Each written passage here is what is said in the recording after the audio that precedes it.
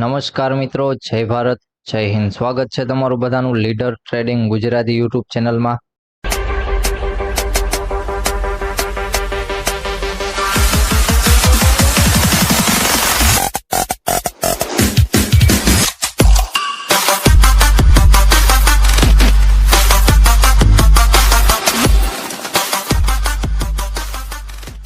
તો આજે હતી ક્યાંક 22 એપ્રિલ અને સોમવાર ને આજના દિવસે જોવા જઈએ તો માર્કેટમાં સારી એવી મુવમેન્ટ આવી હોય એવું કહેવાય. ભલે ધીમે ધીમે મુવમેન્ટ આવી પણ લાસ્ટમાં માર્કેટે બધું કવર કરાવી દીધું, ખાસ કરીને બેંક નિફ્ટીમાં અને નિફ્ટીમાં બંનેમાં. નિફ્ટીમાં થોડીક વધારે લાસ્ટમાં મુવમેન્ટ આવી, બેંક નિફ્ટીમાં થોડીક ઓછી આવી પણ સારી આવી એના જેવું. કારણ કે જે પ્રમાણે આપણે લાઈવમાં હતા તો લાઈવમાં વાત કરતા હતા કે માર્કેટમાં ક્યાંક અપ ટ્રેન્ડમાં છે તો બાઇંગ જોવા મળે. અને લાઈવ જ્યારે આપણું સેશન પૂરું પણ થયું ત્યારે પણ મેં વાત કરી હતી કે માર્કેટ એક અપ ટ્રેન્ડમાં છે તો ડાઉન ટ્રેન્ડ માટે હાવ નાનકડો સ્ટોપ લોસ રાખજો. બાકી માર્કેટમાં મળે એટલું અપ ટ્રેન્ડમાં માર્કેટને જવા દેવાની ટ્રાય કરજો. એટલે કે બાઇંગનું માર્કેટ છે એવું ક્યાંક આપણે વાત કરી હતી.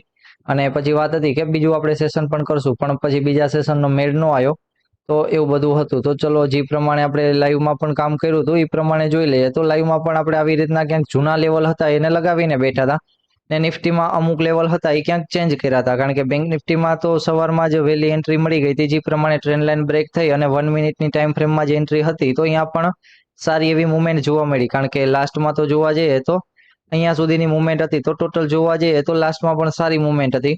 અને નિફ્ટીમાં પણ માર્કેટમાં થોડીક લેટ એન્ટ્રી હતી કારણ કે માર્કેટમાં પાછળનો ઝોન હતો, કારણ કે જ્યાં સુધી એના ઉપર ન નીકળે ત્યાં સુધી અપસાઇડની મુવમેન્ટ ન જોવા મળે.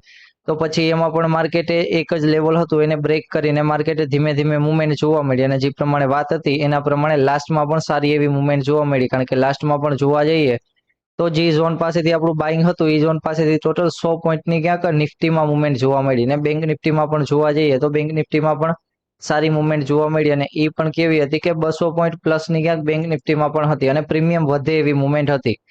તો ચલો, આજના દિવસે જે કર્યું હોય કે લાઈવમાં આયા હતા નતા આયા એ બધી વસ્તુ પછી, પણ હવે વાત કરી લઈએ નેક્સ્ટ દિવસ માટે, એટલે કે 23 એપ્રિલ માટે શું પ્લાન છે. કારણ કે ત્યારે છે માર્કેટમાં ફિન નિફ્ટીનો એક્સપાયરી દિવસ. તો ફિનની એક્સપાયરી છે તો જેમ બેંક નિફ્ટી ચાલશે એમ જ ફિન ચાલવાની છે, એટલા માટે બેંક નિફ્ટીનું જરીક જોઈ લઈએ. તો માર્કેટમાં સારું એવું બાઇંગ જોવા મળ્યું છે તો આપણી પાસે સારો એવો સપોર્ટ ઝોન પણ છે અને જોવા જઈએ તો સારો એવો એક રેઝિસ્ટન્સ ઝોન પણ છે, જ્યાંથી આજનું દિવસનું માર્કેટે પહેલી જ કેન્ડલમાં પણ સેલિંગ જોવા મળ્યું હતું અને પાછળ પણ એ ઝોનમાંથી માર્કેટમાં સારું એવું સેલિંગ જોવા મળ્યું હતું. તો ફરીવાર માર્કેટ એ ઝોન પાસે આવે અને જો સવારમાં જોવા મળતું હોય તો ઘણું સારું કહેવાય. તો અહીંયાથી એક નાનકડો સ્ટોપ લોસ રાખી શકાય કે જે પ્રમાણે પાછળની કેન્ડલનો હાયર પોઈન્ટ છે અહીંયા ક્યાંક. તો 160ના ઝોન પાસે સ્ટોપ લોસ રાખીને 117 માર્કેટ નીચે નીકળે તો પછી અહીંયા એક પુટ સાઇડની એન્ટ્રી કરી શકાય કે જેનો ટાર્ગેટ હોય, પેલો ટાર્ગેટ માર્કેટમાં જોવા જઈએ તો 960ના ઝોન સુધી રાખી શકાય. અને એના નીચે નીકળે ત્યારે 880ના ઝોન સુધી, અને એના નીચે નીકળે તો 682ના ઝોન સુધી. તો પેલો ટાર્ગેટ માર્કેટ રેઝિસ્ટન્સ ઝોન પાસે. કારણ કે જોવા જઈએ તો કાલના દિવસે ફરીવાર એટલે કે 23 તારીખે માર્કેટ ઓપન થાય છે ક્યાંય અપસાઇડમાં ઓપન થાય છે અને માર્કેટ અહીંયા ઝોન નીચે હોલ્ડ કરતું હોય તો ત્યારે માર્કેટમાં જોઈ લેશું. કારણ કે એકવાર માર્કેટ 48,000ના ઝોન પાસે આવવાની ટ્રાય કરશે. કારણ કે 48,000ના ઝોન નીચે પણ જો સ્પીડમાં નીકળી જાય છે તો પછી 800નું ઝોન પણ જોવા મળશે. કારણ કે જો સ્પીડ નહીં હોય અને અહીંયા હોલ્ડ કરશે તો 48,000નો ઝોન છે એ એક સારો સપોર્ટ તરીકે પણ કામ આવી શકે છે. પણ ક્યારે કે માર્કેટ એના નીચે સ્પીડમાં એક કેન્ડલ ન નીકળવી જોઈએ ત્યારે. કારણ કે સવારમાં જો પેલી જ બીજી કેન્ડલમાં માર્કેટ અહીંયા જોવા મળે તો પછી થોડુંક એવું સેલિંગ પણ જોવા મળી શકે કે જેનો ટાર્ગેટ હોય 48,000ના ઝોન સુધી. કે નાનું એકાદું સ્કેલ્પિંગ જોઈ લેવાનું કે જેમાં 100 પોઈન્ટમાં ઇન્ડેક્સમાં મળે તો ઓલામાં પણ સ્કેલ્પિંગમાં 60-70 પોઈન્ટ મળે એવો ક્યાંક. પણ એવું નથી થતું અને ફરીવાર માર્કેટ એ ઝોનને પણ બ્રેક કરે છે તો એના ઉપર પછી જોવા જઈએ તો અપસાઇડમાં માર્કેટમાં 252નું ઝોન છે, 252નું ઝોન છે ત્યાં સુધીનો સારો એવો ટાર્ગેટ મળી જાય. પણ જો માર્કેટ સાઇડવેઝ જો ઓપન થાય છે અથવા 48,000ના ઝોન નીચે ઓપન થાય છે અને માર્કેટ હોલ્ડ કરે છે, પછી 48,000ના ઝોન ઉપર બ્રેક કરે છે તો પછી 48,040ના ઝોન ઉપર માર્કેટ બ્રેક કરી શકે અને ત્યારે પછી રેઝિસ્ટન્સ ઝોન છે એના ચાન્સ થોડાક ઓછા થઈ જાય. કારણ કે માર્કેટ જો હોલ્ડ કરીને આવતું હશે 48,000ના ઝોન પાસેથી તો પછી અહીંયા રેઝિસ્ટન્સ ઝોન પાસે સેલની મુવમેન્ટ બહુ નહીં જોવા મળે અને એના ઉપર જોવા જઈએ તો ડાયરેક્ટ 252ના ઝોનનો ટાર્ગેટ છે. અને 252ના ઝોન ઉપર જોવા જઈએ તો પછી માર્કેટમાં એક સારો એવો ગેપ પણ પડ્યો છે અને ગેપ પણ છે એ 527ના ઝોન પાસે છે. તો પણ જોવા જઈએ તો 200 પોઈન્ટ પ્લસનો તો ક્યાંક ગેપ પણ છે, તો એ ગેપ પણ જોવા મળી શકે છે.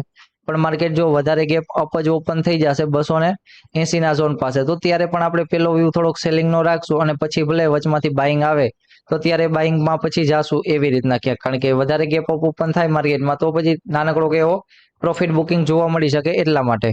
અને ક્યાં સુધી કે અહીંયા 200ના ઝોનમાં હશે અથવા અહીંયા 48,000ના ઝોન પાસે આવે ક્યાંક આ 117 વાળા ઝોન, ત્યારે પછી વળી છે 500નું ઝોન કે જે રેઝિસ્ટન્સ ઝોન તરીકે કામ આવી શકે. પણ વચમાં આપણે અપસાઇડની મુવમેન્ટ છે તો જે ડાઉનસાઇડનું માર્કેટ જ્યાં રેઝિસ્ટન્સ ઝોન આવતો હોય અહીંયા થોડુંક ધ્યાન રાખવાનું. પછી ફરીવાર માર્કેટ બ્રેક થઈ જાય ત્યારે વાંધો નહીં, ત્યારે પછી અપસાઇડમાં આપણે બેઠા હોય તો ચાલે. સેમ જ વસ્તુ કે માર્કેટ જો ડાઉનસાઇડ ઓપન થઈ જાય છે કે માર્કેટ અહીંયા ઝોન પાસે 47,700ના ઝોન પાસે ઓપન થાય છે તો પછી માર્કેટ અહીંયા હોલ્ડ કરતું હોય તો ફરીવાર માર્કેટમાં અપસાઇડનો ટાર્ગેટ જોવા મળી શકે કે સેમ આજના માર્કેટમાં જોવા મળ્યો એવી જ રીતના ક્યાંક. કારણ કે માર્કેટ ડાઉન ઓપન થાય ત્યારે છે અને એનો પણ જો પુલબેક આવી જાય છે માર્કેટમાં તો 500નો ઝોન હશે અને 500ના ઝોન પાસે સારો એવું બાઇંગ જોવા મળી શકે કે ફરીવાર માર્કેટ 48,000ના ઝોન પાસે પહોંચે ત્યારે. કારણ કે આ બધી એન્ટ્રી જે વાત કરી છે એ બધી સવારમાં કરવાની. સવારમાં આવી રીતના કે માર્કેટ મુવમેન્ટમાં આવતું હોય કે આવી જગ્યાએ ઉપર ઓપન થાય છે, ડાઉન ઓપન થાય છે, તો એ બધી વસ્તુ કરી શકાય તો એટલા માટે છે. અને પછી તો આપણે લાઈવ હોય છે અને જે લોકો લાઈવ નથી આવતા એ બધા લેવલનો ઉપયોગ કરી શકે છે, કારણ કે લેવલ મુજબ થોડાક દિવસ પહેલા જોજો અને પછી કામ કરજો તો લેવલમાં પણ સ્કેલ્પિંગ તો સારું એવું જોવા મળે છે કે જ્યાં સારા 30-40 પોઈન્ટ આરામથી મળી જાય એવું ક્યાંક. તો ચલો વાત કરી લઈએ ક્યાંક નિફ્ટીની. નિફ્ટીમાં જોવા જઈએ તો બેંક નિફ્ટી કરતાં સારું બાઇંગ અને નિફ્ટી પહોંચવા આવી છે ક્યાંક એનો ગેપ હતો એ ગેપ વાળા ઝોન પાસે 520 વાળા ઝોન પાસે. તો નિફ્ટીમાં પણ 100 પોઈન્ટનો ગેપ છે સારો એવો. તો 100 પોઈન્ટના ગેપ પાસે માર્કેટ કાલના દિવસે ગેપ અપ ઓપન થાય છે તો પેલો ટાર્ગેટ એવો હશે કે થોડુંક માર્કેટમાં સેલિંગ આવે, સેલિંગ આવી જાય પછી માર્કેટમાં બાઇંગ આવે ને એ ગેપ પૂરો કરે એવું ક્યાંક. કારણ કે ડાયરેક્ટ માર્કેટમાં ગેપ પૂરો કરશે તો થોડીક મુવમેન્ટ સ્પીડમાં હશે અને બધા લોકો લઈ નહીં શકે એવી રીતના ક્યાંક. પણ માર્કેટ જો આવી મુવમેન્ટ આપશે ને તો ક્યાંક સારી કન્ફર્મેશન ત્યારે મળશે, કારણ કે ડાયરેક્ટ માર્કેટ ઓપન થઈને જ ગેપ પૂરો કરી દેશે તો થોડુંક વધારે સેલિંગના ચાન્સ વધી જશે. કારણ કે આજના દિવસે પણ લાસ્ટમાં પણ બાઇંગ જોવા મળ્યું છે એટલા માટે ફરીવાર માર્કેટ અપ તો ઓપન થશે પણ થોડું ઘણું માર્કેટમાં સેલિંગ જોવા મળે અને પછી બાઇંગ આવે. કારણ કે એક ધારું માર્કેટમાં બાઇંગ પણ નકામું છે, એક ધારું માર્કેટમાં સેલિંગ પણ નકામું છે, પણ માર્કેટ જે પ્રમાણે ટ્રેન્ડમાં ચાલતું હોય તો એવી રીતના વધારે ક્યાંક કામ કરવાની મજા આવે અને આપણને થોડી કન્ફર્મેશન વધારે મળે એટલા માટે. ફરીવાર માર્કેટ ઓપન થાય છે ક્યાંક 520 વાળા ઝોન પાસે તો પણ પેલો વ્યૂ એ હશે કે માર્કેટમાં એક પુટ સાઇડની મુવમેન્ટ થોડી ઘણી આવી જાય 30-40 પોઈન્ટની અને પછી માર્કેટ બ્રેક કરીને જાય ત્યારે એક કન્ફર્મેશન વાળી સારી, તો ત્યારે એ એક પુટ સાઇડની મુવમેન્ટ આવતી હોય તો એમાં એક નાનકડો ટ્રેડ કરી લેવાય કે જેમાં પણ માર્કેટમાં સ્કેલ્પિંગ તરીકે પણ સારી એવી મુવમેન્ટ જોવા મળી શકે.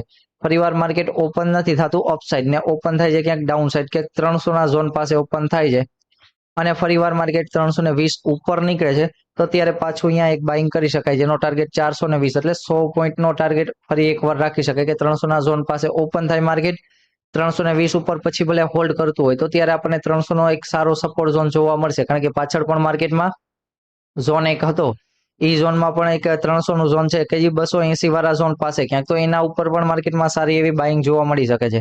અને માર્કેટ સાઇડવેઝ જો ઓપન થાય છે તો પછી જે પ્રમાણે રેઝિસ્ટન્સ ઝોન છે એ રેઝિસ્ટન્સ ઝોનનું કામ કરશે તો અને અહીંયાથી પણ ફરીવાર પુલબેક આપીને જાય છે ત્યારે અપસાઇડ પણ ફરીવાર માર્કેટ 320 નીચે નીકળે છે તો પછી 257નો ટાર્ગેટ જોવા મળી શકે અને ત્યારે પછી માર્કેટમાં એક વસ્તુ કરી શકાય કે 280ના લેવલની રાહ પણ જોઈ શકાય. કારણ કે અહીંયા કન્ફર્મેશન વધારે મળશે, કારણ કે 280 ઉપરથી વચમાંથી ક્યાંય જો માર્કેટ ઉપર નીકળી જશે તો ફરીવાર 320 ઉપર પણ નીકળી જશે એટલે અહીંયા થોડીક કન્ફર્મેશન માટે અહીંયા હોલ્ડ કરી શકાય. અને જો માર્કેટ વધારે ડાઉન ઓપન થઈ જાય છે 300ના ઝોન પાસે પણ નહીં અને 200ના ઝોન પાસે તો પછી અહીંયા એક થોડોક વેઇટ કરજો માર્કેટમાં, પણ ત્યારે પણ માર્કેટમાં થોડુંક હોલ્ડ કરીને પછી બાઇંગ આવે તો ત્યારે બાઇંગમાં જશું. કારણ કે વધારે ગેપ ડાઉન ઓપન થશે તો ડાયરેક્ટ બાઇંગમાં નહીં જાય, થોડુંક માર્કેટમાં જોશું કે ચાર્ટમાં કઈ રીતના માર્કેટમાં બાઇંગ જોવા મળે છે એ પ્રમાણે.